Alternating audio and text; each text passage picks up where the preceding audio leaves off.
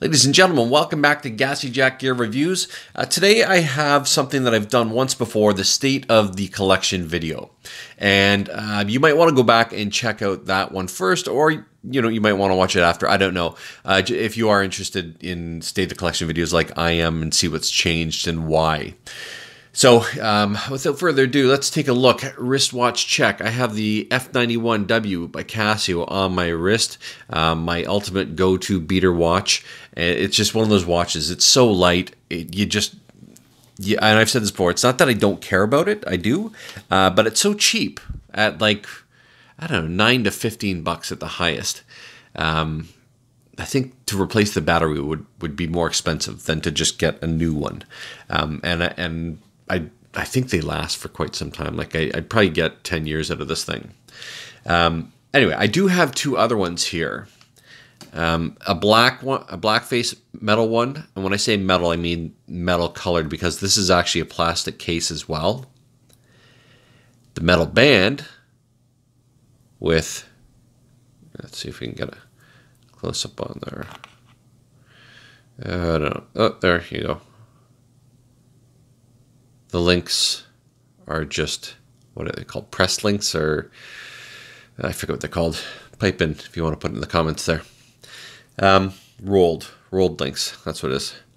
On Rolex, the old links like that, these called peanut links because they look like peanuts from the side, but these ones are quite flat.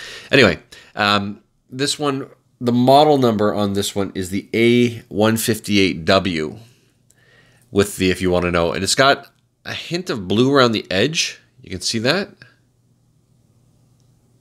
And then black, and then a bit of red highlight there with the WR and some of the things on the top left.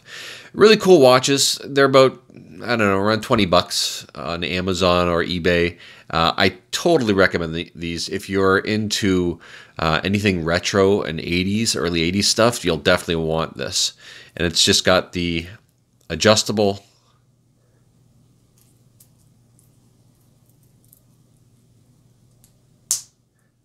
clip here.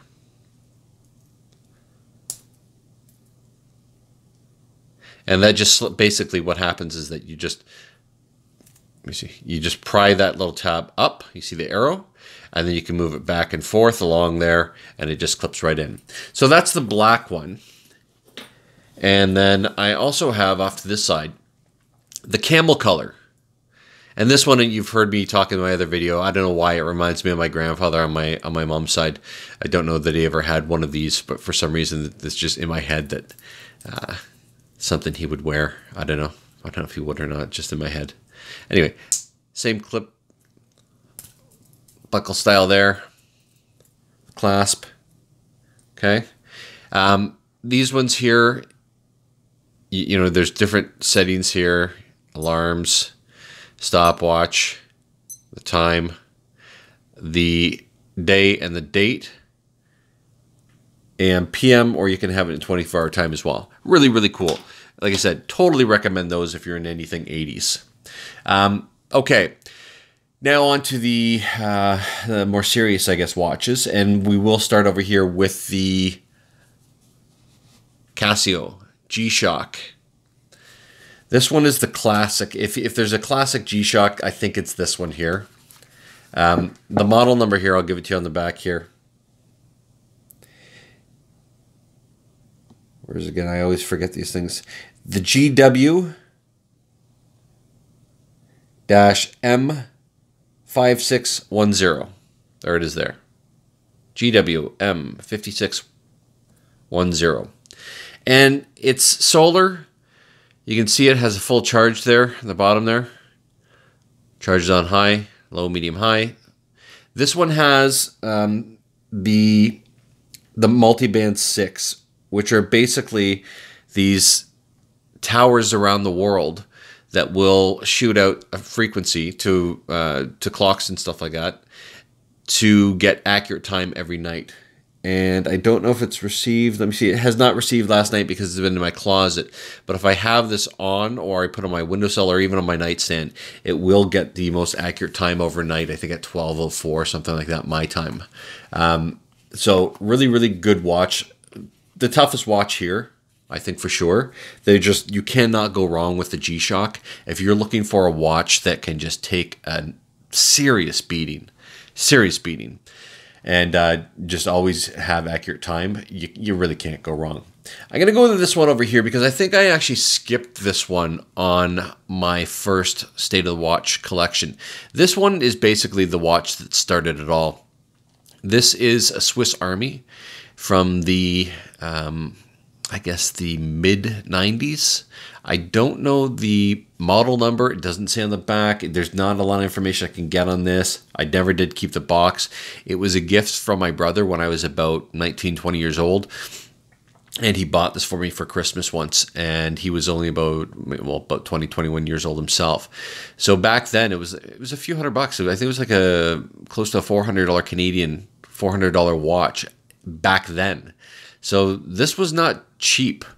And it was a very, very appreciated gift. I was looking at through the catalog, and he said, which one do you like? And I said, I really, really like this one here. And lo and behold, he went and got it for me for Christmas. So this one I will keep forever. If I pass it to anyone, it will be his son, my nephew, and that's probably what's going to happen. Over here, actually, I'm going to skip one over. This is the Timex Marlin Reissue. Okay, and I don't have it on a Timex strap because I thought the Timex strap was a bit on the cheap side. Not that this is an expensive strap. The strap was, I think, €17 or something like that from Watch Gecko. But look at that. This watch, I think, was $300 Canadian with a bit of a discount. And it's a manual. It's a manual. So it's not automatic. It's not quartz. It's a manual wind mechanical watch. You can see it going there now. Took it away. And this was basically the watch. I'll give you a close-up of the back, but there's lots of videos on this now. This was modeled after the 1965 Marlin, I believe. And this is the reissued Marlin. And the Marlin, if I'm correct, I think I am in saying that was the watch that kind of gave the company or brought the company to develop that motto, it keeps a licking and keeps on ticking, or takes a licking and keeps on ticking, sorry. And that was the Marlin that kind of got that motto into the marketing campaign of Timex. And that movement was a Timex movement. It was a really weird movement. If you see them, they're hard to work on because they're all riveted together. They're not screwed together, they're riveted. So God knows how you get them apart and put them back together. But this movement is actually a Seagull movement, and you can see that in some other videos. And Seagull is a Chinese company. I believe it's the largest manufacturer of movements in the world. And most people would say, oh no, it's Etta or someone like that, but it's not. It's Seagull. Now, that watch was very, very popular, this reissued Marlin. It still is. And it was very difficult to get for some time. And I finally got one. And, shortly after, they came out with a couple of more Marlins. The Marlin Automatic on the right-hand side. Okay, this is a 34 millimeter on the left here, that Marlin reissue. And this is a 40 millimeter on the right. It's a little big for me. I shouldn't say it's a little big, like not for my wrists. I'll actually put it on here. I have smaller wrists. My wrists are about 6 3/4, something like that. They're not even 7 inches. Okay, so I put a different strap on this because the strap that came with it was decent looking. I just didn't think it was going to hold up, and I happened to go get a better replacement for this watch because it's the quartz watch, the Swiss Army. And I saw, oh, they have straps right here in this store. I'm going to take a look through. And I saw this one. And this is a Hirsch strap. Okay. Hirsch strap. Very, very nice. I think it looks really nice on this. Now you'll see here. Look at that. What's that? It's a scratch. Damn it. On glass. And this isn't plexi or acrylic that I can just polish out easily with Polywash. This one here is acrylic. That one, if I had a scratch, I would just take poly watch and rub it in with, manually with my, a clean rag and my thumb and get that out. And most people would say, well, this is mineral glass and you're screwed now. That's the way it's going to look. I don't know that it is. I bought some compound online, and I forget what it's actually called, but it's a rubbing compound for glass. And I don't have a Dremel tool yet. I've asked for one for Christmas. So once I get that Dremel and I have the compound that already came in, I'll do a video on that and show if it does in fact come out, because that's going to drive me bonkers if it doesn't come out. Like, honestly, like, I might as well just get rid of the watch. That's how much that will drive me crazy. Right there. Look at that. Damn it. Just happened last week, or maybe a week and a half ago, and I don't know how it happened. That watch, though, it's already running. This was just sitting here. It's not been worn. You can see that. The 3rd. I think it was the 3rd of maybe last month? Maybe this month. And the movement. It says Timex on there. It's not a Timex movement. They're not making their own movements. It is a Miyota movement. It's what is it? An 80. Let me find out here. I should know this off by heart. 8215, I think. Let's see. Can I see it? Oh man, you know what? Let's see. Take my glasses off here. 8015, I think it is. I think that's what it is. Miyota 8015 or 8215. I think it's 8015. Because I had another watch that's not in the collection anymore, and that was the Bull Shark. And that Bull Shark had the 9015. So I think this is 8015 movement. Kind of a strange movement. Like it'll spin around. Let me see if we can get it going.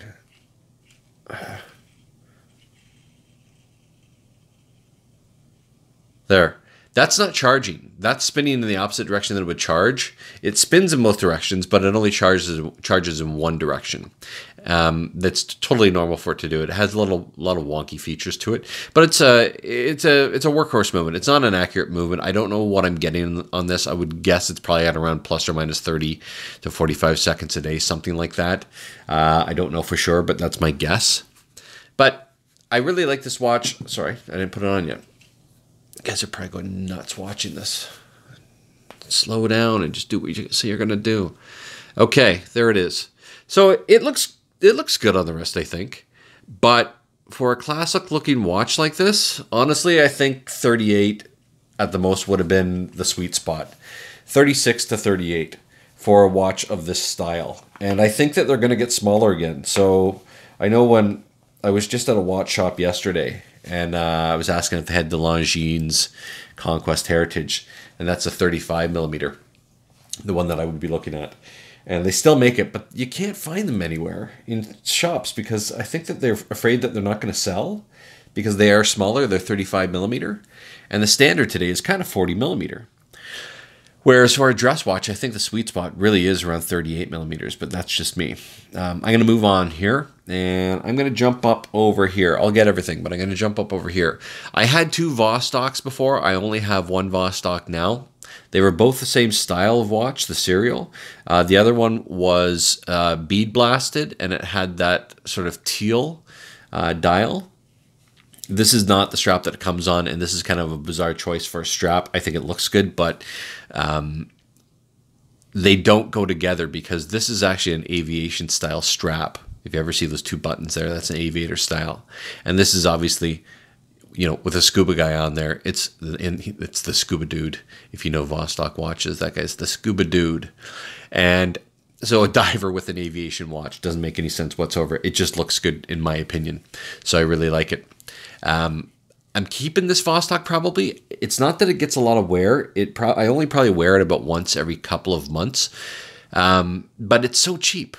They're $60 US. Now I have an insert or a new bezel there, and that new bezel I think was about $40, and the strap was actually really cheap. The strap was, I think, like $20 from some Greek manufacturer, and he sent me one. It never did get here, and then I said, you know what, it never got here. I've been waiting forever for this thing. Do you mind sending another one? No problems, no questions asked. Sent me another one, different delivery method. Got here within, I think, like 4 or 5 days. That was on eBay. So if you see this from a Greek guy on eBay, you can buy with confidence. Anyway, this Vostok, I'm not going to go into the sort of little idiosyncrasies of this watch, but I have a video on my Vostok watches, this and the other one that I had, and they have some really cool things that they do. They're really workhorse movements. It has a 10-year service interval for a $60 watch. This is a mechanical watch, automatic watch. The date function is really strange. How you set the date, you have to basically go between just below 9, just past 12, back and forth to set the date one day at a time. I'll show you this. The crown, you can see, is all wiggly.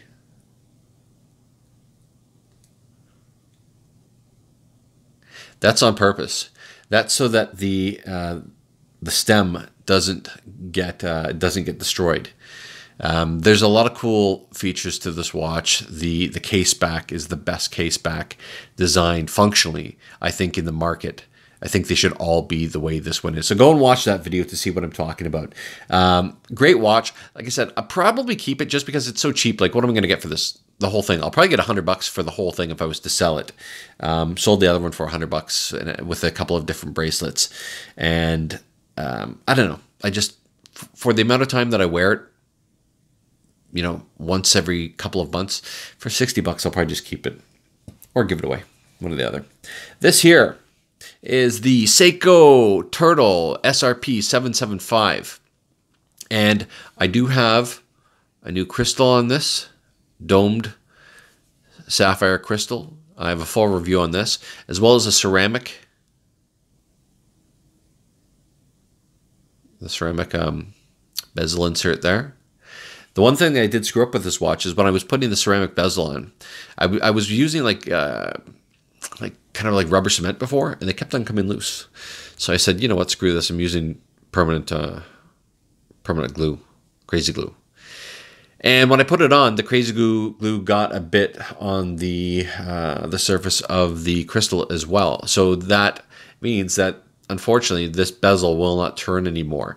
I could fix it by taking the back off, taking the movement out, and then putting in my press and popping that crystal out. Crystal might break, I don't know. The crystals from Crystal Times are only about, I think, about $40 US, something like that. Great deal on those.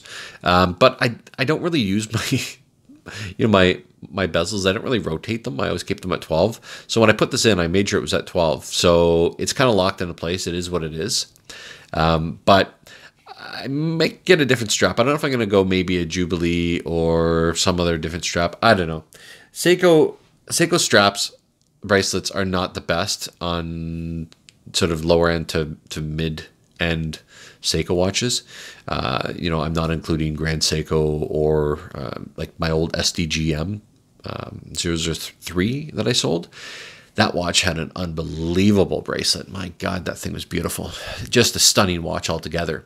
The only reason I got rid of that watch, if you're wondering why I got rid of that SDGM 003, is because with my thin wrists, and there's no fat on them, if that watch has any play, they slide right down over that little hump bone and down towards my hand here, and that drives me out of my mind.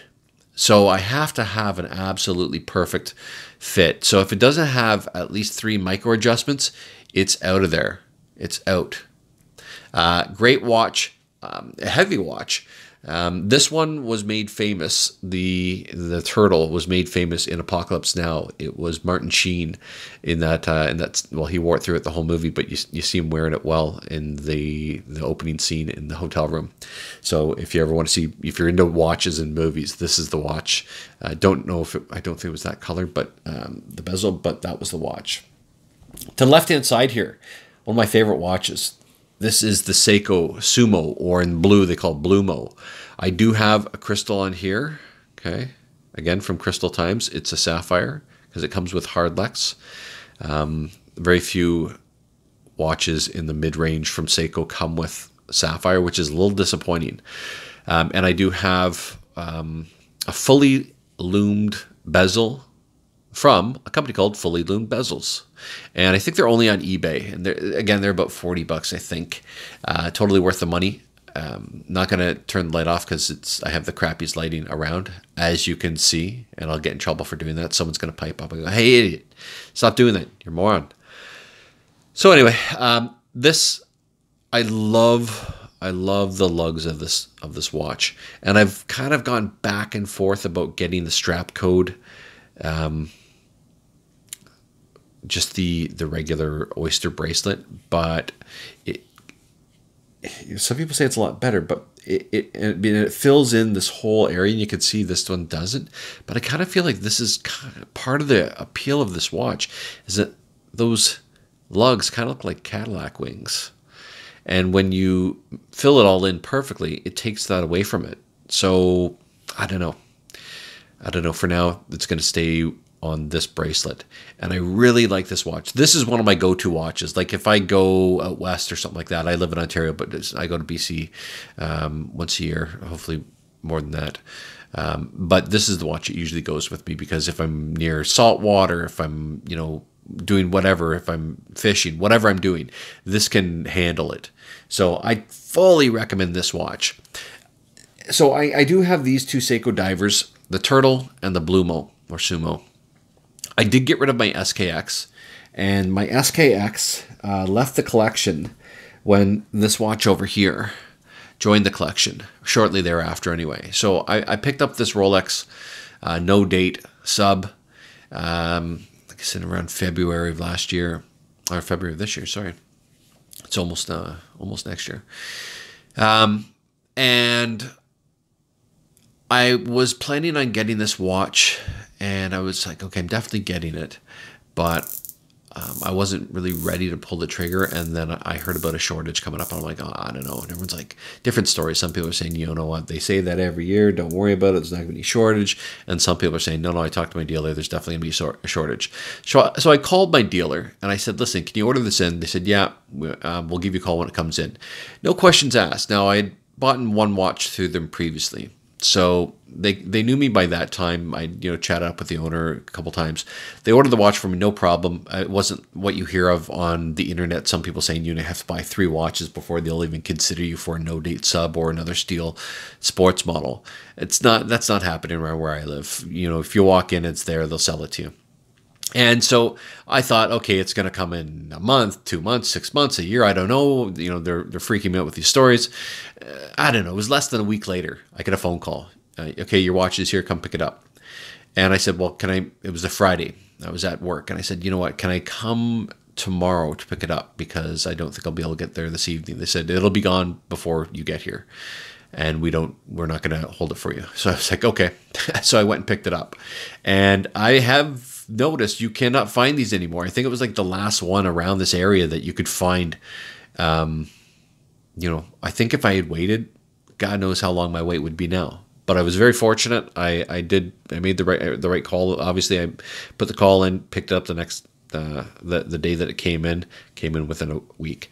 This, I will say this ratcheting system on this clasp is second to none. I think that all Rolex watches, if not all watches, really should have this system. And this is the perfect system for a guy like me who wants an absolute perfect fit throughout the day. Look at that. It slides back and forth, okay? And it pops in. Done. It's Rolex, nothing on the back. They don't decorate their movements, nothing. They're workhorse movements, very good movements, not high horology. I've said that before. Anyone who thinks that Rolex watches are high horology don't know other watch brands that are much, much, much more refined than Rolex watches. Now, I'm not knocking Rolex watches. they're in my top two brands for sure. Rolex and Seiko are definitely my two favorite brands as far as the sheer number of watches available, what they've done historically, as well as just the styling cues and the durability, the reliability. I think both companies do an absolute smash-up job on everything that they do, from Seiko's Seiko 5s all the way through Grand Seikos. Rolex, doesn't have the lower end, and they don't have the depth or breadth to the lineup, but what they do extremely well. And although they're now a luxury watch, they're a luxury watch because of the quality. But don't mistake quality for high horology. Okay, there's a big difference. High horology is very, very extreme precision. But if you look at like the decorated movements, the hand polishing, every little detail that's in the watch, that's sort of reserved for Audemars Piguet. Sorry, I can't talk. Patek, a Longines, Vacheron, Constantine to some degree, I think. The list does go on. Rolex should not be considered a high horology watch, though. But they are workhorses. They're great watches. People love them for very good reasons. Over here, I'm going to jump in between here. Here's the Hamilton Interstellar. Okay, this is a pilot watch. This was the watch that was, I don't want to say made famous because I don't think it's a real famous watch. There's a lot of people that don't know this watch. But in the watch geek world, this was made famous by the movie Interstellar. Matthew McConaughey wore this in the movie. My only complaint with this watch is that gap there. You can see that? That is my only, I shouldn't say that's not my only gripe. My other gripe is that it says it's 100 meters water resistance. I'm a little untrusting of any watch that says 100 meters water resistant without a screw down crown. I don't buy that it's a true 100 water resistance, whereas some Rolexes that say it's 100 meters, it's really 100 meters. It's got an exhibition case back. It's got sapphire in the front. I don't know if it's sapphire in the back. Okay, that's an ETA movement in there. They might call it something else. Let's see the back here. Are they calling it something else, the movement? Or are they actually owning up to that it's an ETA? Sorry, let me fiddle with this thing a bit here. Let me see if we can see it. It's okay, no, they say it there. So it says 2834-2. That's the ETA part number. So decent movement. This watch, I think, was overpriced. Retail, I think, was, let me wipe the smudges off. I think the retail was about $1,200 or maybe $1,100, something like that, Canadian. And you can get them for about $750 new online. But like I said, only complaints is the gap here, and it doesn't drive me absolutely crazy, okay, because it's usually about there. But the water resistance, I don't know, like for a watch at this price point and claim it 100 meters, I kind of feel like it should have a screw down crown. I don't like watches when they don't have screw down crowns. Like, it bothers me. But anyway, this watch drapes on the wrist really, really nice. I'll pop it on my right hand side, my right wrist. I'll pop it on here. So again, big watch. It wears. It probably looks the biggest out of any of my watches, but it's not huge. So if you have a 6.5 to 7 inch wrist, no problem, you can wear it. And I would recommend this watch. So although I have those two gripes, I would totally recommend this watch. Watch the review that I did on this watch. It's a fantastic watch. This one over here, another Seiko. My third Seiko over here. The Seiko Alpinist. And this is on the strap code Jubilee bracelet. Okay. Lots of adjustment there. You can see that. What is there? 1, 2, 3, 4, 5, 6. 6 adjustment holes, micro adjustments. This watch is one of my favorites, and although I am looking to get the Rolex Explorer 1, This watch, I don't know. Like I said, well, maybe I'll get rid of this watch when I get the Explorer 1. As well, maybe I'll get rid of this. Because I kind of feel like the Explorer 1 does what these two watches kind of do better than both of them. But I don't know. Like I still get a lot of wear out of them, so I don't really have a reason to sell them at this point. Whether I still wear them as much when I get the Explorer 1, I don't know. Date only. It's got the little compass that goes around the outer indices. Watch the review if you want to know how that works. I explain it all. Awesome watch. Don't know if you can still get those anymore. Well, you can. I don't know if they're still making them anymore because I've seen them on. I thought I saw one on Amazon. It was like very expensive, like $1,000, which is twice as much as I paid for it. Anyway, jumping over here. Second last one. We got the Omega Speedmaster. This is not a sapphire sandwich. This is the professional, my friends. And you know what it says in the back. Flight qualified by NASA for all manned space missions. The first watch worn on the moon.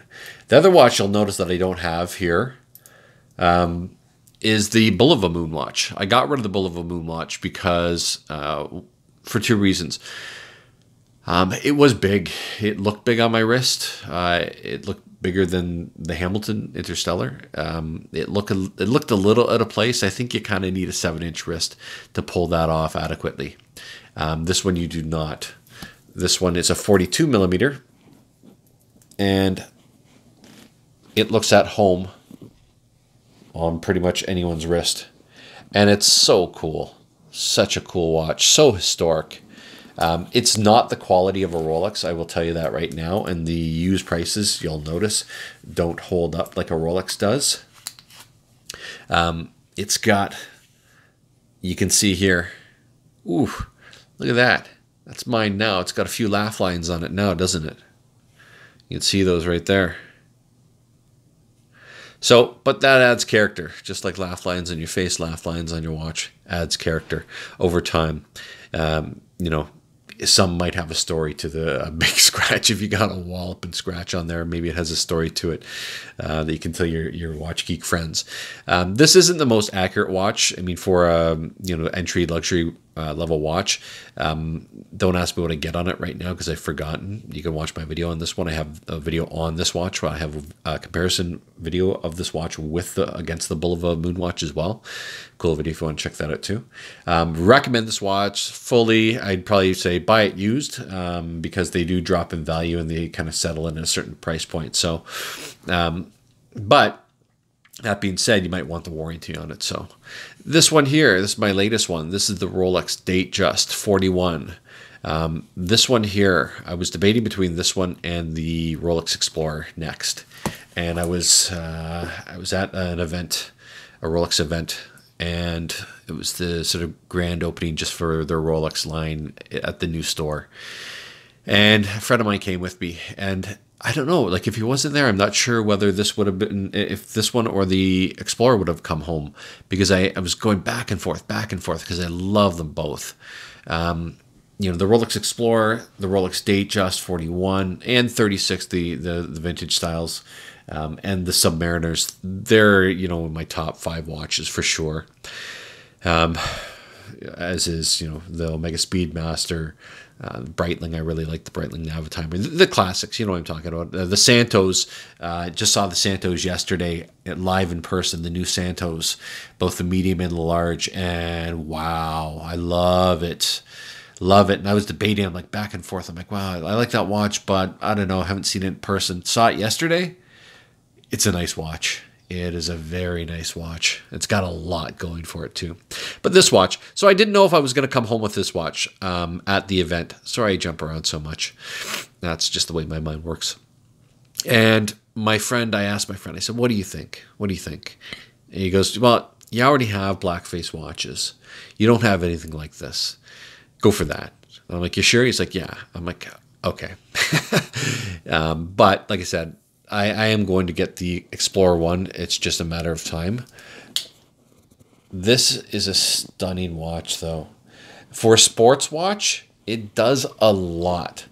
It's dressy enough to wear with a suit, no problem. You can see those polished inners. Each link is polished in the center and brushed on the side, as is the clasp. I have a brief review on this watch. It's got the quick set time date. It's got the easy link adjustment here. All right, you can pop that out and back, okay, for 5 millimeters, and then you put it back that way and snap it back to get back in your original position. And I was a little worried that I wasn't going to be able to get a perfect fit with this watch, but not only does it have the quick adjustments, but let me see if I can show you this. It also has it's on one now, and it has two more. I'm not going to call them quick adjustments because they're not, but you can pop them over with a spring bar tool, and you can get that over. So they're 2 millimeters each. So that's let me see. So there is 4 millimeters there, plus 5 millimeters on the easy link. So a total of 9 millimeters of adjustment, plus the link removals. So you can get a pretty much a perfect fit. If I can get a perfect fit, anyone can get a perfect fit. So that is the collection right now.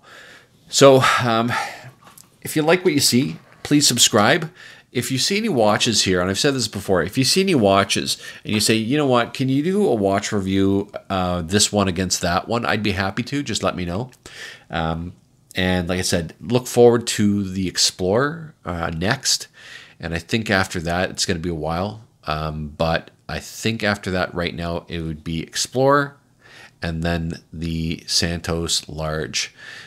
So keep your eye on what's happening at Casio Jack Gear Reviews. Until next time, have fun. Sorry about that. Have fun and keep collecting. Bye-bye.